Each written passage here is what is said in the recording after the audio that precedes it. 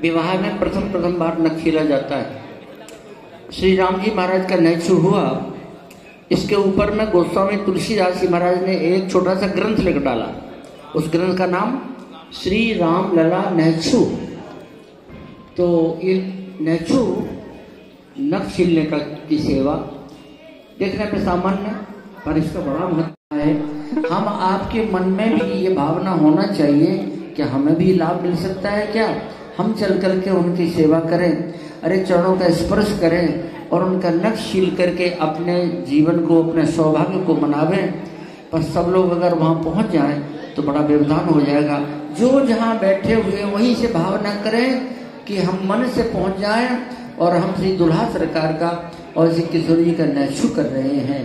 ये नैछु से बड़ा महत्वपूर्ण, बड़ा ही आकर्षक ये प्रसंग है।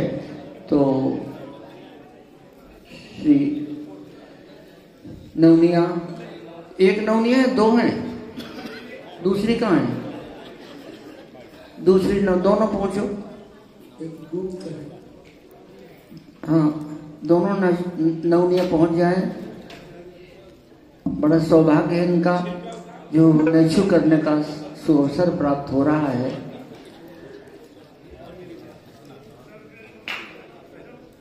बैठिए वहां पर। अब आगे से दोनों लोगों को नवनिया ही कहा करिए, इधर उधर की नहीं। ये श्री किशोरी जी और राम जी महाराज की नवनिया है। ये बड़े सौभाग्य की बात है। अरे मिथिला का डोम भी, अयोध्या का डोम भी, अवधपुरी को डोमरा और देश के भूप इनकी सर्वनाश करें। ये भूपन के भूप, ये तो राजा महाराजाओं से बढ़कर के हैं। जो मिथिला के डोम है, मिथिला की नवनिया है, ये सौभाग्य इनको प्राप्त हुआ है।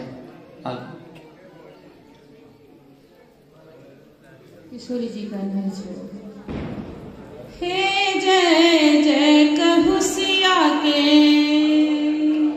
जखने सिया की पाद छूल के नवनिया।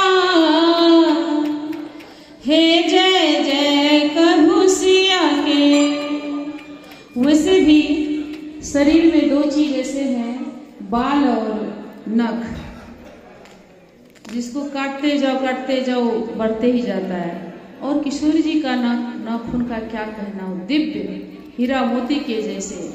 तो नाउन का ये भाव है, वो काटेगी नहीं, वो छुआ करके छोड़ देगी। इसलिए नख को छूना है भाव से, इसलिए इसका नाम नैछु है। तो नवनिया इस भाव से कह रही है जखने एक भाव और है। नौनिया ने जब सिया जी के चरण के नख को उतारा तो नख उतार करके गिरा, उसकी कितनी कांति, कितनी शोभा है और कितनी महिमा है, भोले बाबा से नहीं रहा गया। और श्री किशोर जी के चरणों से उतारा हुआ नख उस भोले बाबा ने अपना ललाट पर रख लिया। जो चंद्रमा के समान सुशोभित होता है वो श्री भोले बाबा ने उस लाभ लिया है। लक्ष्मी विराजे